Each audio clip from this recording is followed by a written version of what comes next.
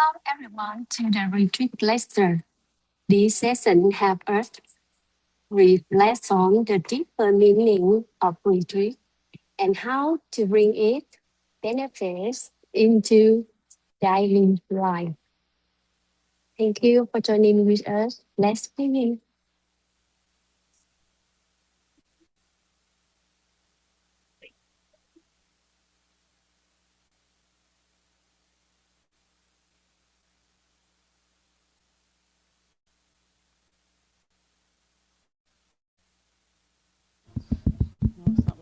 Hello, hello. There is Spanish? Well, if you have Spanish, bless. If you have what you need, great seed. If you need help, let me know. Do you want us to go? Tech table?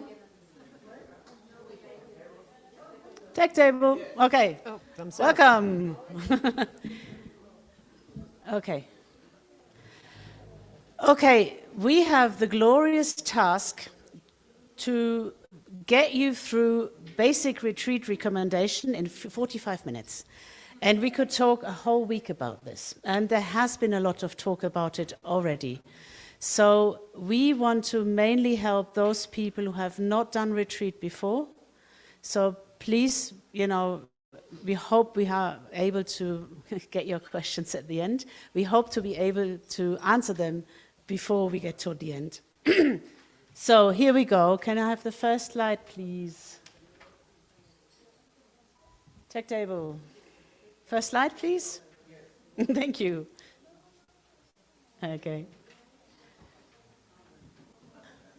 It's not that one. Thank you. Okay. That's good. If you go to the first chart, that would be helpful. Yay. Okay. My computer just stopped working. Never mind. So we heard a lot about retreat. And if you're new, you can tell that what Peter and Maria and also Gail say about silence was talking, it's all very advanced. And I'm sure if you start, when I did my first retreat, I was with Venerable Sunam and Venerable Phil in Bui, and I was totally freaked out because I was never able to meditate more than 5 minutes. And then they put me in this cabin and they said, don't speak for 3 days. And it was a pretty amazing journey, but I got there. And we want to share, basically, if you go to the next slide, please, my idea and our idea. But first... I tell you, I'll say that in a second. Okay. I changed that a little bit. Yes, okay. Okay, so we want to... the picture says, we give you the ingredients, you make the holy meal, right? So you're going to get a schedule that's going to be printed out tomorrow that suggests 5 o'clock do this, 6 o'clock do this, 7 o'clock do this. And there are two possibilities. You can follow that, or if you realize in the morning, I cannot do this, then just remember I have all these ingredients, and now is the time for me to do meditation. Oh, I'm supposed to walk. No, I want to do mantras. Okay? So please, the message is, it is your retreat. That's very important.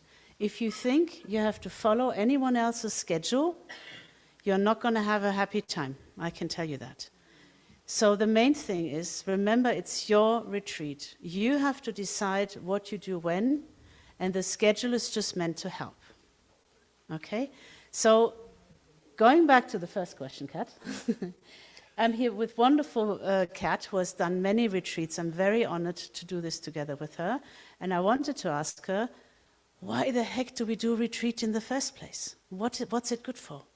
So, Kat, what do you think? Well, I have a good summary because, they've always told us that space is the final frontier. And what I've learned is really it's the mind that's the final frontier. And the retreat space is exactly where you get to explore that. I want to just tell you my first retreat experience. It was I went in on a Holy Angel Day into the yurt that Geshe Michael did his 3-year retreat in. He was just leaving for the book tour after his 3-year retreat. and tucked me in with the Heart Sutra for a month. My first retreat was a month. And the advice I got from Lama Ani Palma was beg for help all day, no matter what you are doing. And with that advice, I have to tell you, I felt safe to explore this final frontier. That's very nice. For me, if I think about retreat, if you could show, well, we go for the next slide first. So this slide is about preparation, and there are 2 points to this. So on one hand, it has been said that you need crazy good seeds to go into retreat. So I suggest you don't have months to prepare, but today and tomorrow, I suggest that you remember all the good things you've ever done for everyone, and you rejoice that and you dedicate that for a good retreat. Because retreat just sucks up a lot of really good seeds, and you want to make sure you have those. So please prepare by rejoicing and dedicating. So that's one thing. Oh. Yeah? And tomorrow morning, we're going to be doing one-day vows and renewing your bodhisattva vows. So that's a good way to get your good seeds strong. Yeah, that's also a good thing. Then we wanted to remind you to be content. It's actually, if you do ACI 3, it's one of the preliminaries for meditation, to be content. And I think that involves 2 things. A, to be content with the circumstances. So you have energy, you have electricity, you have a house, you have toilets. Geshe-la didn't have all of these things, if you heard his yurt and no electricity. Yes, we're used to more comfort, but just be content. Be content with what you have, and be content with yourself. I think it's very important not to judge anything that happens in retreat. As long as your motivation is good, don't judge yourself. Be content with who you are and what you do. Don't judge yourself. Otherwise, you're just going to be very busy working against your demons. Okay? So that's one point I wanted to make. It's true. And being content with what we have introduces an opportunity for a lot of fun, I have to say. Get creative if you think you need something that you don't have there, and just really enjoy the kid in you coming out and making things up. Cool.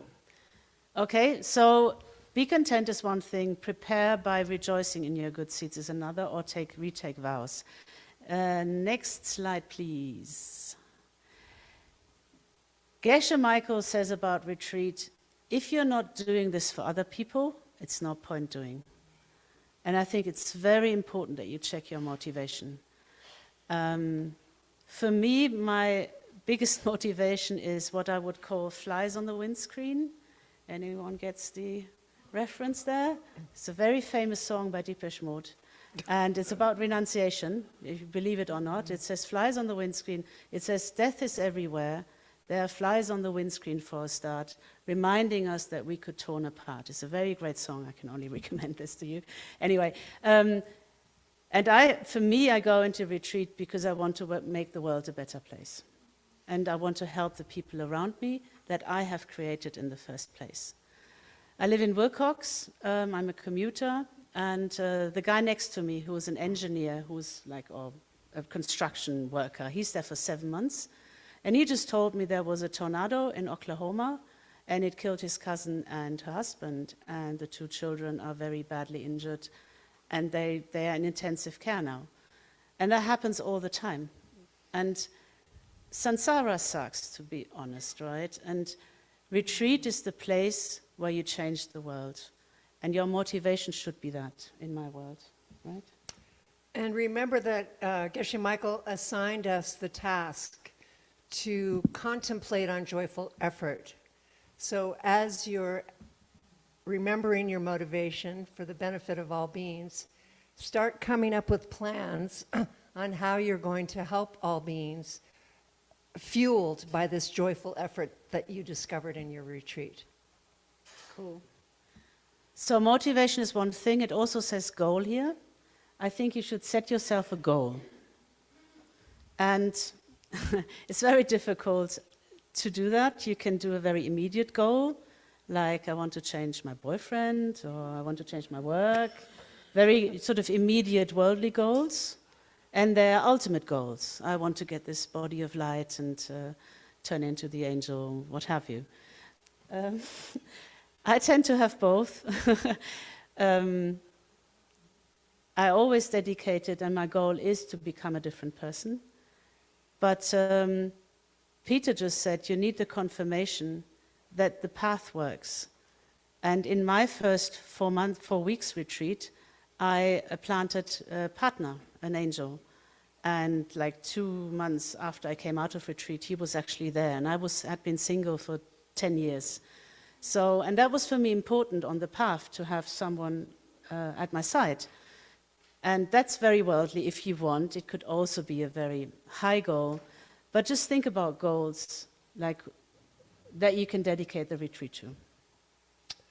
Again, back to my first retreat, month-long, first time, all by myself, no electricity, no water, no toilet, the same yurt Geshe Michael did his 3-year retreat in. I was doing prostrations to the 35 Buddhas, and my goal was to purify as much negative emotions and negative seeds that I had planted in my 46 years of life up to this point of meeting Buddhism. And I have to say, I came out of that first retreat a different person. Yeah. So check your motivation and write it down. Write down a goal. Be specific now. And then at the end of the day, like Maria said, dedicate it to that goal. That because retreat is hard. If you're new and you're not supposed to talk for 3 days, it's not easy, okay? So that brings us to the next topic. Next slide, please.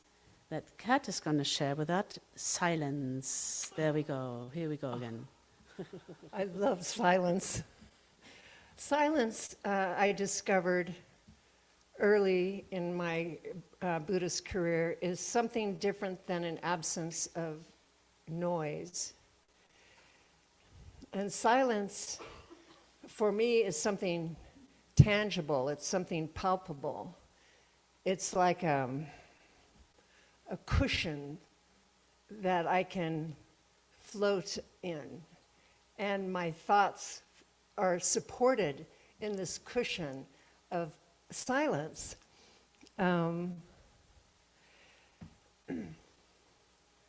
we never really get to discover this environment when there are other people around. Because when we're around other people, there's this feeling of need to talk, to communicate, to exchange words. You know, it's just like compulsive. I don't know if it's a habit or we think it's polite. You know, we have to, be interested in the other person. And it takes a lot of energy. And it really distracts from a consistent analysis. So be prepared before you go into your retreat and talk with your cottage mates about making this commitment to keep silence. And keeping silence is not just verbal. It also includes writing notes, because again, that takes your mind back into this realm, and you're out there in another realm. And again, there's expectations. Oh, am I being polite? Or am I thinking about their needs? No, don't do any notes. And also no visual connections. You know, don't expect a smile from your housemate, you know, and don't feel like you have to be polite and please them and smile at them, okay? Eyes down when you see somebody. And before you go in, maybe you want to make a schedule with your housemates. You know, I'm going to use the kitchen between 5 to 6. Maybe you'll have a code for using the bathroom.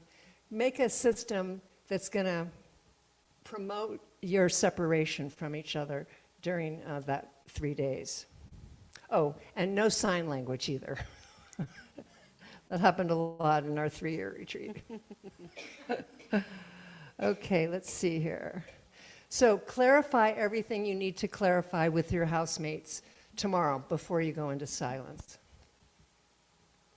So it's very uncomfortable to do that. When I was here on a month's retreat and I met other people, I just wanted to say, hi, and they would just go down and do their mantras. And it's like, so it's not unfriendly, it's not impolite. Just keep the energy to yourself, because retreat is about looking inside. So the fence that Vita was talking about is not just outside, it's also around here. And it's important, even if you don't feel it is, just try it out. It's just 3 days. And try to work with yourself. All the realizations only come because you look inside. And if you have your energies going out all the time, that's going to be difficult. So just try, okay? If it's not possible, if there's a snake or a scorpion, you speak, okay? But if it's not necessary, try to keep it down. Cool. Next slide, please. So next we're going to talk about journaling, another one of the ingredients for your 3-day retreat. So be sure you bring in paper, and there are notebooks over here, and a couple pens or pencils. And if you're able, leave all your electronics out. I don't know how we could have done 3-year retreat or any other retreats if we had all that stuff. I don't know how we could have done it. They're so tempting to pick up and use. So if you can leave them down here with Sunam, I would advise giving it a try just for 3 days. And then journal. If you feel a need to, express something, go ahead and write it to yourself. Don't share these notes with your cottage mates. And I especially enjoyed starting my day's journaling before my meditation to write down all my negative emotions, things that my mind might jump to during my meditation. Oh, darn, that person really irritated me, Okay, write that down before you go into meditation. Or, oh, I so regret, that I wasn't kind to that person. Write it down before your meditation so you don't spend time during your quiet time replaying all the mental activity. Dump it all out onto that paper. And then if you want, burn it after your meditation, right? Don't reread negative stuff. Just get it out of your head, do your meditation, burn the paper. And go ahead and download all sorts of these types of thoughts. Especially if you come up with a good idea, go ahead and capture it. You don't need to write an essay on it, but just make a summary and then continue developing those ideas during your 3-day retreat, all right? Now, I was advised by my teacher to not pick up a pen until the very last day of the retreat, because with my mind, that becomes a total distraction. I love to write. I love to, it's something I enjoy doing. So it would have been a distraction. And then I would be afraid I wouldn't remember these great ideas that were coming up. And my teacher said, if it's a really good idea, you're going to remember it on the last day. So just hold off. So check your motivation as you're journaling.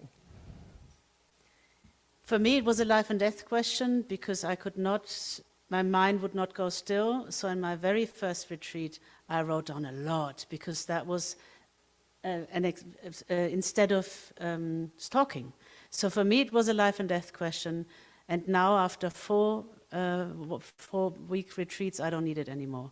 So again, if you need to write it down, do it. If it's a distraction, be honest and just leave it. You decide. You have to make a decision, yeah? And it's simply a tool, an ingredient in creating the perfect retreat environment for you, right? You're not doing your retreat based on other people's instructions. You're checking yourself out, How can I create the best environment for my meditation?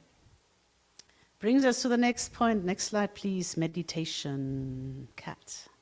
No, that's too far. Yep. Oh. So first of all, and this is really good for my tendency towards OCD, clean up your meditation space. First thing, you get up in the morning. Because then during my meditation, I'm going to sit down on my cushion and get all comfy and ready to go. Oh, and I'm going to see something out of position over there on that counter.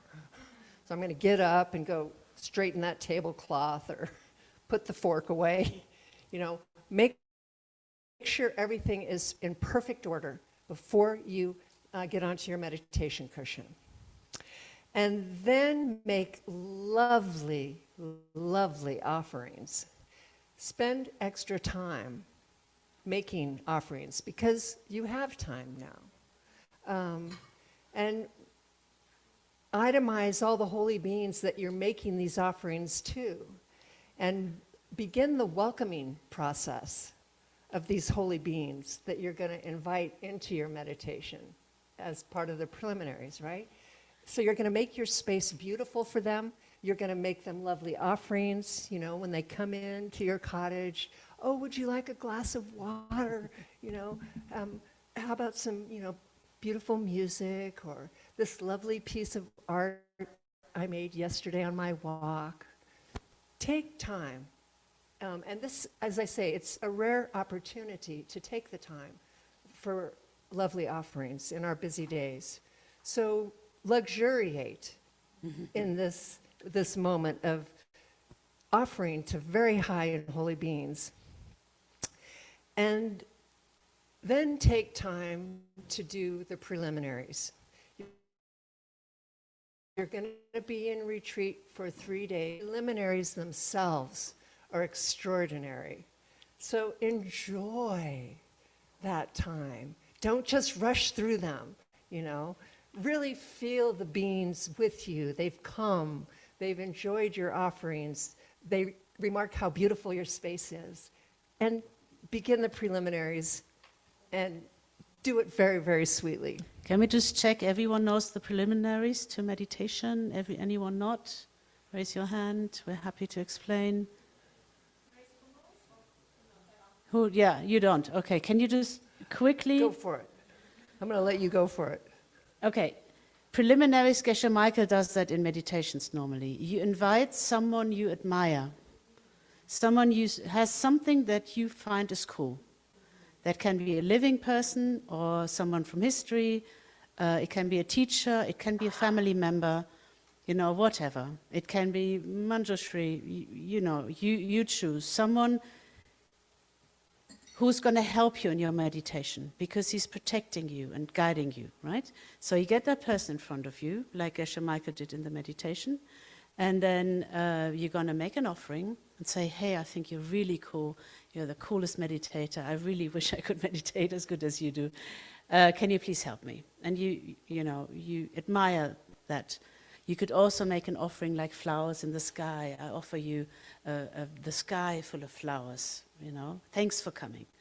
And then you open your heart and say, I really did something really stupid. I thought my meditation partner in the cabin was too loud and I wish they weren't there. You open your heart and you admit it. Then you say, hey, I wanted to also tell you I did something really great today and I wanted to share, I rejoice in something good I did. And then you ask them to stay with me forever, and please teach me. Perfect. Yeah, so far so good.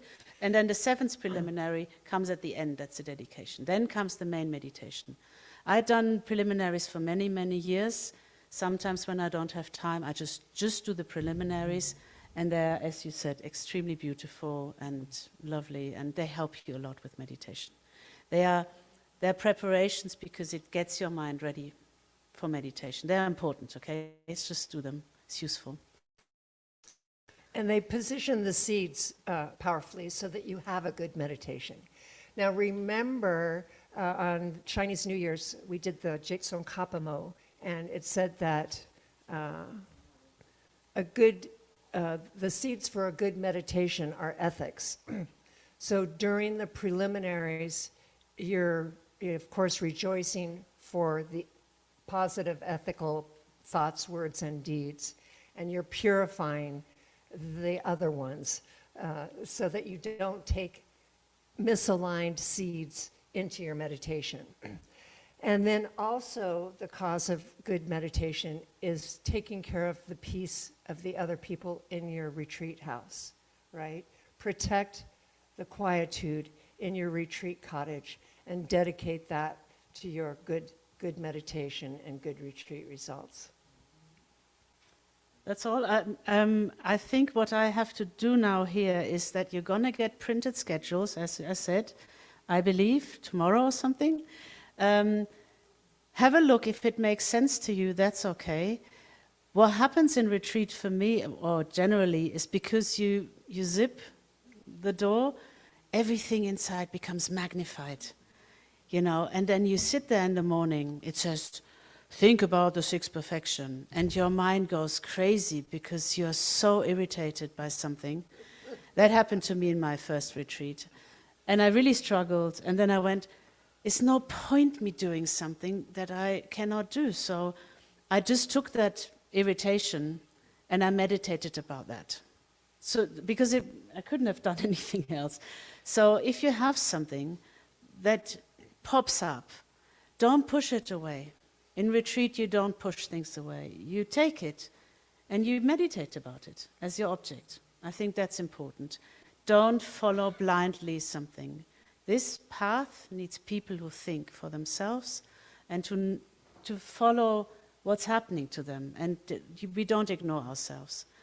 So the schedule, I believe, we are going to get, you're going to get a printed version of the Lady Niguma poses if you want to do Lady Niguma, which we're going to talk about in a minute. You're going to get a written description of the six perfections, and in Telegram, you're going to get the Song of My Spiritual Life. Please download that before Sunam is closing the WLAN and we're not going to have any internet anymore. So download that today, so you have it on your phone, right? Tomorrow, today or tomorrow, but not after we close the borders, because then you cannot access it. And then you have the Song of My Spiritual Life on your mobile phone. Can I offer to print that for people so they don't even have to take their phone? Okay, it's a book. It's 200 pages. Not the book, what you mentioned before, the Lady Naguma series. I think that's being printed. Okay, cool.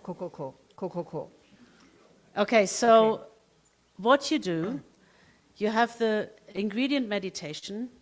You can think about the six perfections. You can think about the Song of My Spiritual Life. You can think about your husband, if that comes up. But most importantly, Geshe Michael was clear, and you reiterated it a couple of times now, think about joyful effort. This path is joy. If you cannot make it joyful, you will not get anywhere. So find a way, right? I don't care. Dance if you have to, but find a way. How can you be joyful, right? Silently, obviously. No, seriously. Meditate about that. What is joyful effort for me and how can I do it? That was what our Lama told us to do, and I think you should try to take it into your meditation. Yeah? And decide what you're going to meditate about before you meditate. Don't go into meditation and see what comes up. Make a decision beforehand, please. Be clear. Yeah, absolutely. Okay, that was meditation, right? So now we're going to talk about protection. Next slide, please. And tomorrow you will be making some protection markers in a group. And Eva and I want to emphasize to take protection seriously. When we go into a retreat with a strong motivation to do enormous good in all worlds, we have very playful spirits, very playful. They're not going to hurt you, but they're going to mess with your mind. And they can do that in the form of wind or something banging on the side of the cottage, or maybe some funny noises, animal noises out there, you know. They're just going to play with you.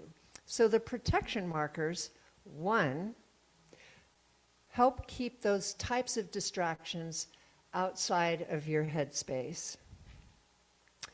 Now, the second purpose of the protection markers is to keep your thoughts inside, to keep your mind inside the retreat cottage. Now, when Geshe Michael asked his teacher for retreat advice, the advice given was, keep your mind in the yurt. Keep your mind in the retreat cottage. And what that means is you're not, oh my God, I wonder if I turned off the stove. Oh, did I make the doctor appointment? I wonder what those guys are doing this weekend while I'm in here.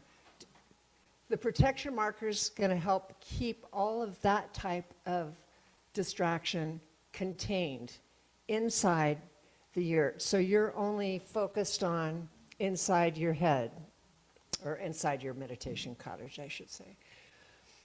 So when you make the protection markers, you're going to put the Om Ahung symbols facing outwards, and that's going to be advisement to all these playful local spirits around here that I'm doing retreat, I'm dead serious, I'm going to, you know, achieve my goals, and give me some space. We're going to make offerings to them as well, or you're going to. And I always like to put offerings to the local spirits kind of far away from my cottage so that they'll be enraptured with my offerings far away, not right outside my window. Let's see here. Now, we have the story of when Geshe Michael was in one of his short retreats up in Flagstaff, a big forest fire came through, and he had put his protection markers up. He was feeling pretty okay about his capacity to empower that protection, but everybody advised evacuation. So everybody in that area, in fact, was evacuated. And after the fire, Geshe Michael went back to the house, and it was the only house standing undamaged after the fire.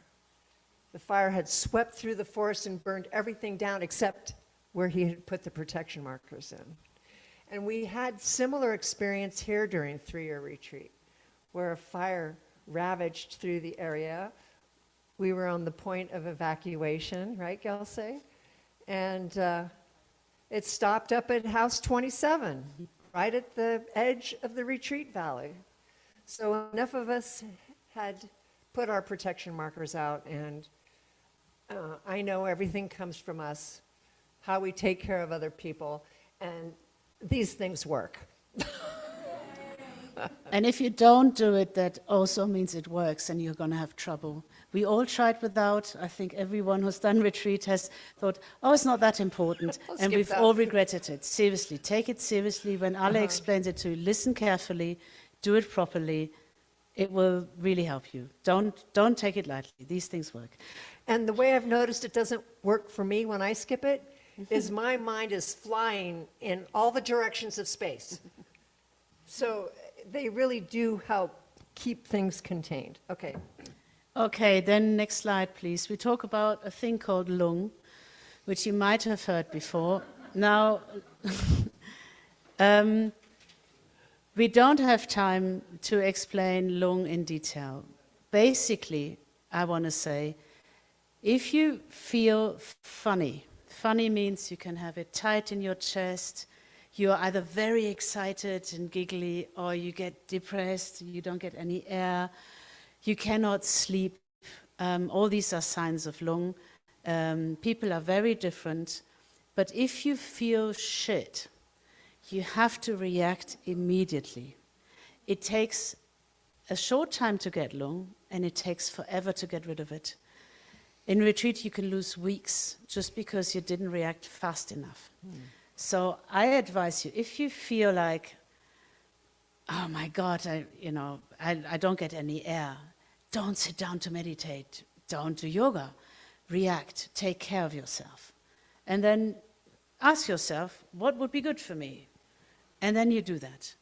And the schedule says you should be meditating. And you say, I'm sorry, but I have to take care of myself. Don't ignore if you're not feeling well, okay? And what we can do against lung, there are lung teas probably not around. You can eat fat. You know, you go to the kitchen, you use oil and put it, I've done this in retreat, put oil on your heart. You can get sleeping pills. If you have them, use them. You need to sleep, otherwise you're going to have no good meditation. Pasta is a good thing. What else? You can stare into the sky. You can have a shower or a bath. That helped me a lot in retreat. Just relax, let go. Relax and have fun, okay? So I do my nails, I already said that, you know, my nails, normally they're shitty like now, but in retreat, because it relaxes me. I sit outside, I do my nails, and I breathe, and I don't think. And then I pick up my practice really quickly. If I ignore it, I have a problem. So don't ignore it if you're not well, okay?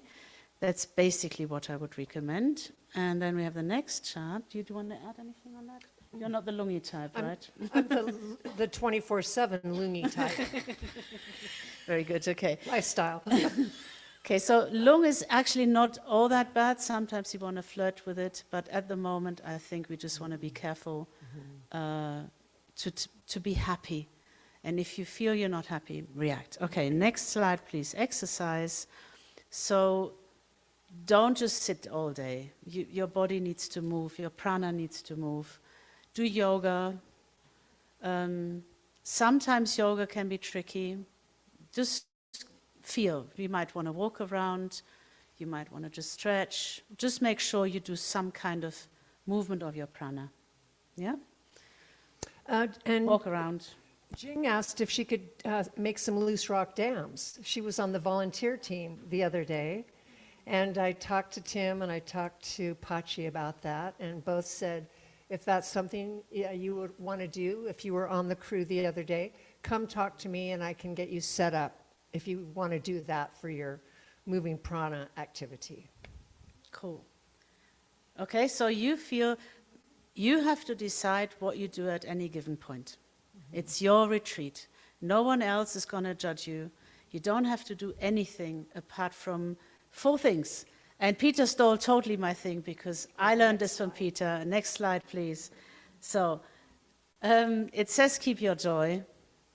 And it's really crucial. And what helped me survive in retreat is what he said. First thing is survive. Your job is to come out. And when I came out of my first long retreat, Peter said, yeah, you did it. And I went like, no, but I'm sure I was not good enough. And he said, you're a survivor. You went in and you came out. So survive. Second, keep your sanity. Just make sure you stay healthy in your mind. Don't pressure. Don't go, keep your sanity. Third, have fun.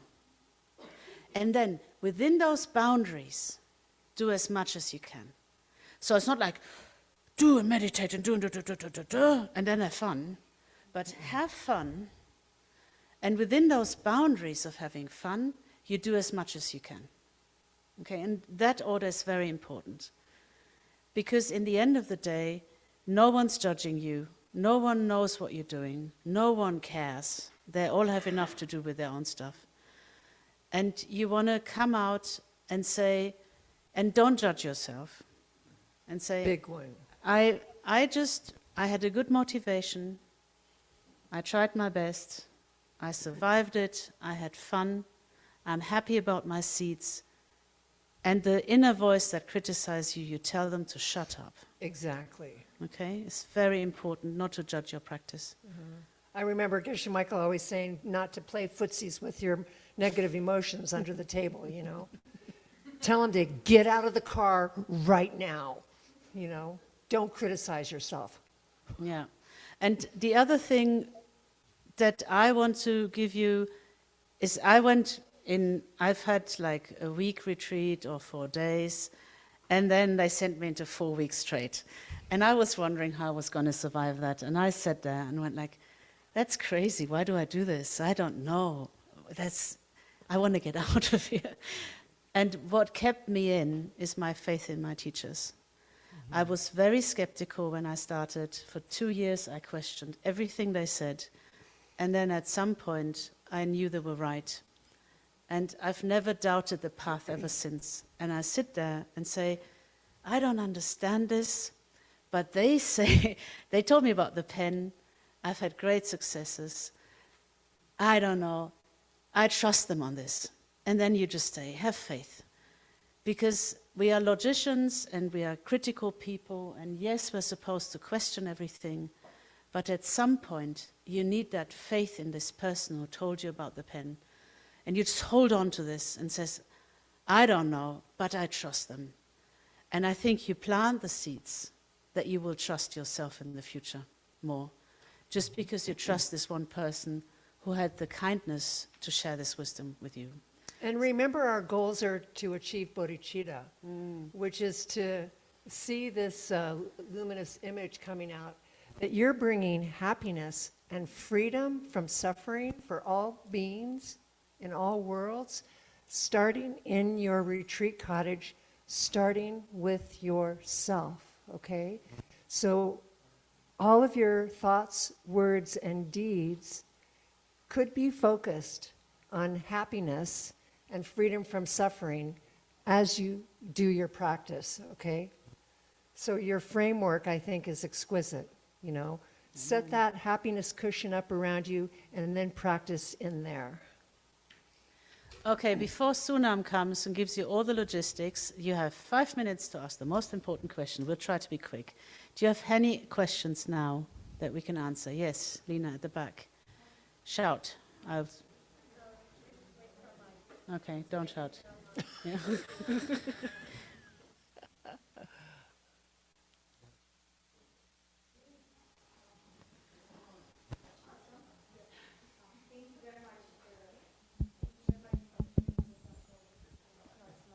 She said, thank you very much. Yes, thank you very much for sharing with us all this amazing information.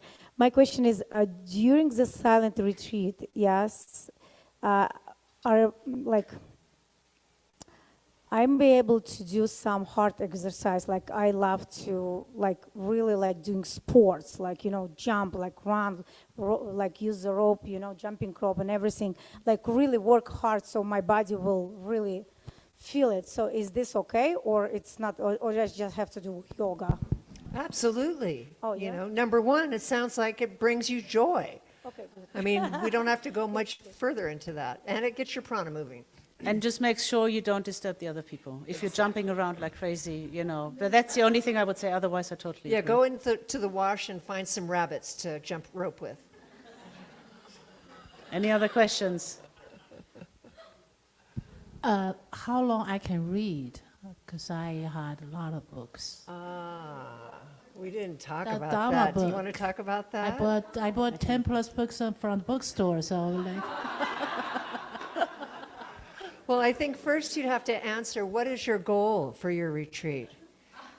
And it sounded to me like in our meditations, we're supposed to be contemplating on joyful effort and how we're going to apply that to our life when we come out, our life of service. In the schedule, I think it says some contemplation time and study time, but it's not a study retreat. A retreat is about meditation. And you can do some studying, but I would make sure you also meditate about this. And yeah. And so it's not time to study. A retreat is not studying time. You can, if you go crazy with meditation, go ahead and study. But ideally, I would take something, read, and then take it into meditation too. And the book is going to take you somewhere out of you, out of your mind, out of your heart, and sure, they're giving us tools and beautiful wisdom and everything, but I don't think that's the objective for this particular retreat. And make an objective for that another time, maybe when you go on vacation somewhere on the beach and want to read a book. Flying home, exactly. Okay, one more. I was wondering, you mentioned the example of doing your nails, right? What about building some Legos or something like that? Building Legos, what? the blocks, the little toys, Lego, Legos, the little Legos. Oh. blocks, toys that you build to create something. That's a good question. To be honest, I go with the 4 things that Peter told me. You know, survive, keep your sanity, be happy, and within those boundaries, do as much as you can. If you feel like this Lego practice is going to get you anywhere, go ahead, be happy. Seriously, I think our people, the danger is greater that you think you must do something, and it's 3 days. I see these 3 days as an experiment. Just experiment. And I tried, for example, people told me you can bring a novel. I tried a novel. It totally killed me. I couldn't do anything. So I left it. And it didn't work for me. So I think experiment. If that does something for you, if you don't do it all day, then why not? I think I'd rather have you be free and experiment than be imprisoned and be totally unhappy. Another thing you can do with those Legos, I want to interject real quick, is I enjoyed spending time making offerings in my time off, my leisure time, and I would go out into the woods and the wilderness and make dried flower arrangements, you know, something creative, expressive, or make Legos, fabulous things for offerings and put them on your altar, you know. Assign it as making offerings. Okay. Okay, thank you very much. So Sunam is going to take you through the logistics. Don't leave. We're not done. We're 15 minutes. Class is not... We have a Oh, the online person people online. leave. Yeah. Thank you so much. Okay, now.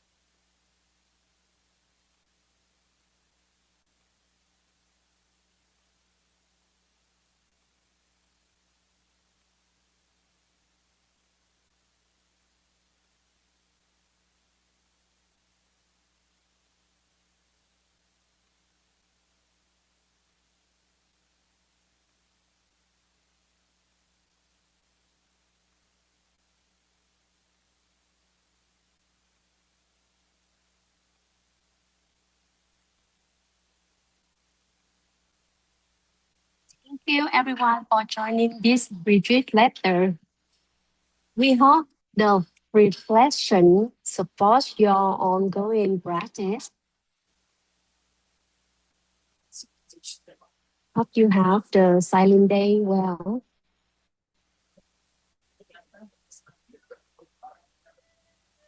Thank you so much for joining with us.